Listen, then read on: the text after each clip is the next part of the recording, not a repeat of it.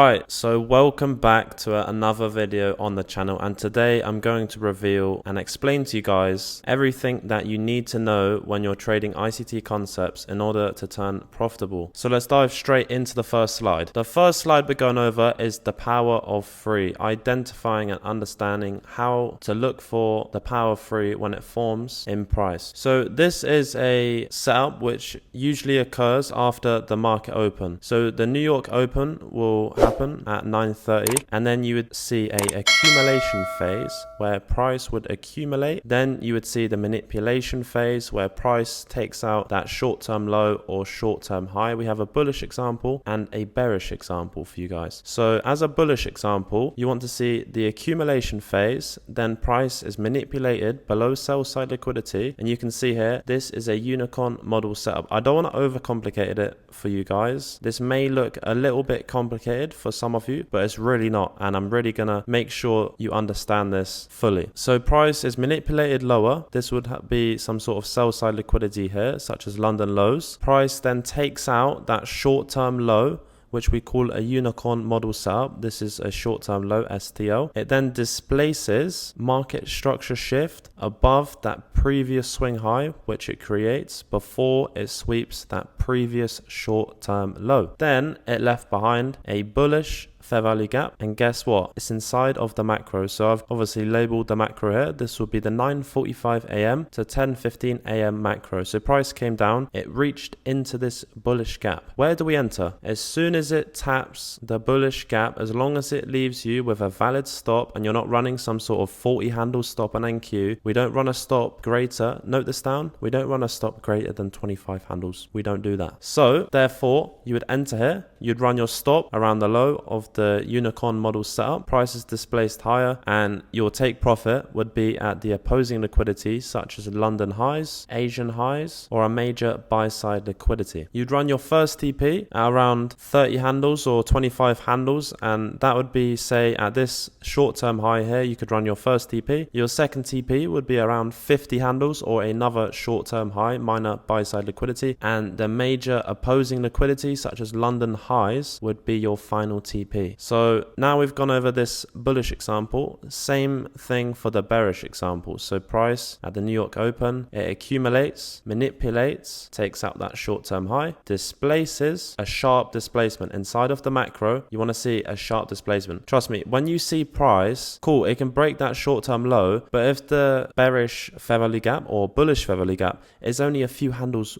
and it's not a sharp displacement, you see it when it's a sharp displacement, you see all the energy in price where it displaces hard. You see here a sharp displacement, an entry off the tap of that bearish fair value gap. That would be your entry there. You'd run your stop just around the highs, your first TP at the short-term low around 25 or 30 handles, your second TP around 50 handles or a minor sell side liquidity, and say this was London lows here, this would be your final TP. And usually final TP is around 100 to 110 or 150 handles as your final TP. So now let me explain a little bit more about the power of free. So you have the accumulation phase, manipulation phase, distribution phase. There's 3 phases, that's why it's called the power of free. So the accumulation phase is a stage where price is in a range with little movement. It's basically just going sideways and it's not doing too much. The idea behind the accumulation phase is that it is a point where traders are accumulating longs or short, usually just random people buying, selling, buying, selling. Then you see the manipulation phase. So as a bullish example of the manipulation phase, it is when price is sent below a previous swing low or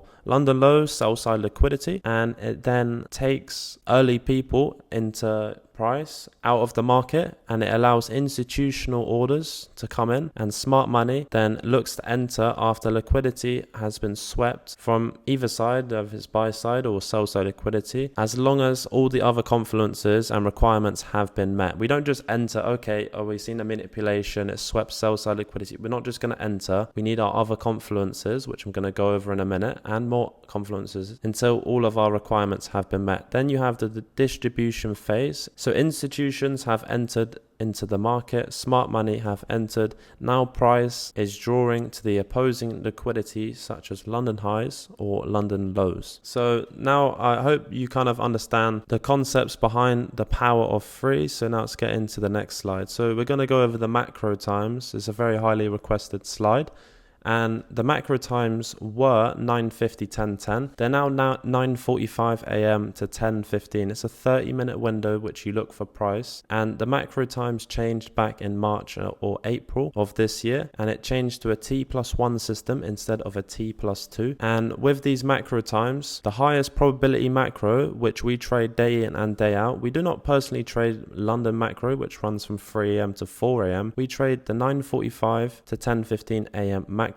And say you have news coming up inside of that macro, you shall not trade or place any trades prior to 10 a.m. news. You don't take any trades, none. Once that news comes out, you have 15 minutes to look for an A+ setup inside of that window. And if you don't get it, no problem. Don't force a trade.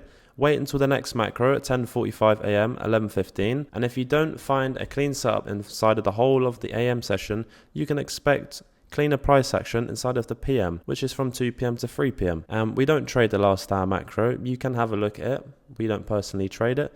We only trade 3 macros, and it's the first AM macro, the second AM macro, and the PM. And if we catch a win inside of the first AM macro, we're done for the day, or any macro in general. If you catch a win, we're done for the day. Say we was to take a loss inside of that first AM macro, then for sure you can take a look at that second macro or the PM macro, but with half position size, so not your original position size. It'll be 50% less, and only looking for an A+ setup. And if you don't get it, don't force it. A few people say this all the time. There's a good setup, but it's outside of the macro by 3 or 4 minutes. Shall I take it? No, because time comes before price. Price does not come before time. If the time and the macro, and you're not inside of the macro anymore, there's no point engaging with price. So no, very simple. Next slide. Risk management. So I've done a top step 150k example for you lot. So the max drawdown on a 150k is 4.5. Your profit target's 9k, max contracts 15. So you want to trade using 15 micros, which is equivalent to 1.5 NQ full size contracts. Say you're risking of a max stop of 25 handles, which is $750 a trade, looking for a 1 to 3 risk to reward or better, therefore aiming for around 2.25k per account with Top Step, and you can have up to 5 150k accounts now, not 3. Your first TP is around 25 to 30 handles. As we explained earlier, you close out around 50% of your position at first TP. Second TP, you close 20%. Final TP, all of it. And understanding the mental side of trading is something that is very important to go over, because this is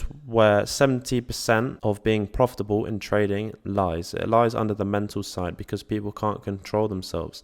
Maybe they are profitable traders, but they can't control themselves in sticky situations when they've taken a loss, or maybe they're on a losing streak and they just lose themselves and they lose all of their accounts. So some people, obviously, when they're new to trading, they struggle with developing patience, discipline, and they have revenge trading. So the reason they struggle with patience is because they want to make money now. They want to prove to people that they can trade. They want to prove to people that they really are making money from trading. And that is the issue which comes to a lot of people when they're new to trading, because they think it's to get rich now. They think, I'm going to make money now. That's not how it works. It takes time, discipline, and consistency in the market in order to see results. So they always ask me these questions, which they already know the answer to, and it's just very simple. Don't do it. I don't know what magic answer you think I have for you, but the only answer is just don't do it. Don't take that third trade or fourth trade in the day. Don't take another trade after you've already taken a W. It's very simple. So the next slide is time frames. So what time frame should you be using? So I use all the time frames all the way up until the weekly time frame. I usually start on Monday. We'd start on the weekly time frame and understand where the next weekly candle is likely to draw to. We're not always right. I'm not saying we're always right on where the candle is going to draw to, but we'll get a rough bias for the week ahead where we can understand where price is going to draw to. Then we work our way down to the daily, the 4 hour, the 1 hour, the 15 minute, so on and so forth. You would mark out your key buy side and sell side liquidity depending on how wide your monitor is, so you can see the whole chart. On the 15-minute to 1 hour time frame is where you would mark your key buy side and sell side liquidity. Guys, I really hope you are enjoying this video so far. I'm releasing all of this content to you guys for free, so I would very much appreciate just a subscribe and like on the channel. Getting back into the video, so using the 15-minute to 1 hour time frame, of course you want to mark out London lows, London highs, Asia lows, or any major buy side or sell side liquidity. Equal highs and equal lows are very key levels. Whether you have equal highs on ES or NQ, mark them out. They are very key levels for price to draw to.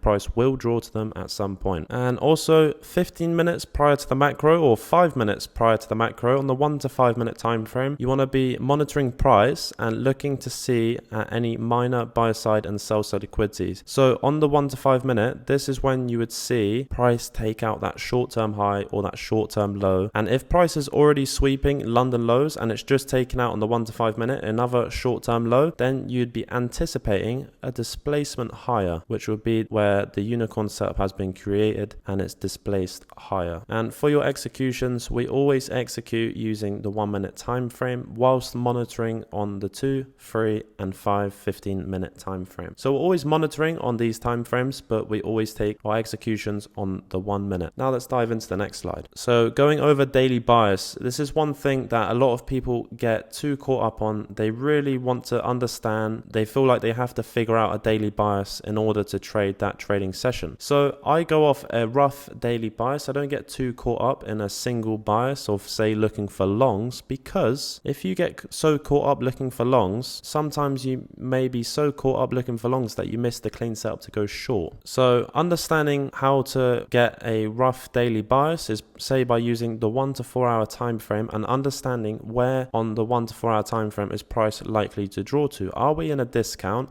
or are we in a premium on the higher time frame? Have we swept any major highs on the 1 to 4 hour time frame? And is price likely to draw back into a discount or a premium in order to fill any imbalances which it has left behind?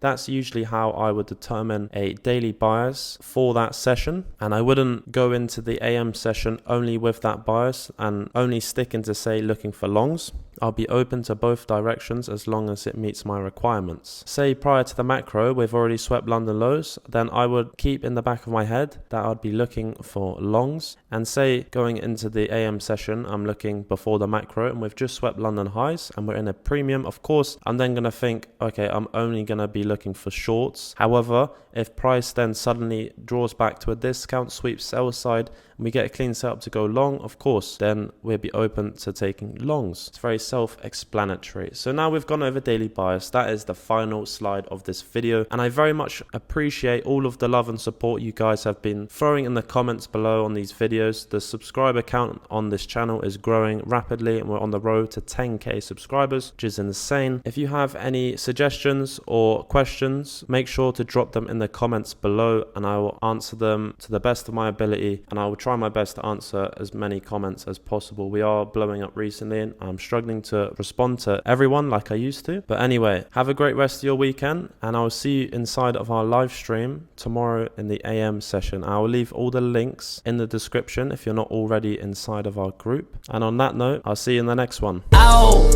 Come fuck with us, we the realest in the south.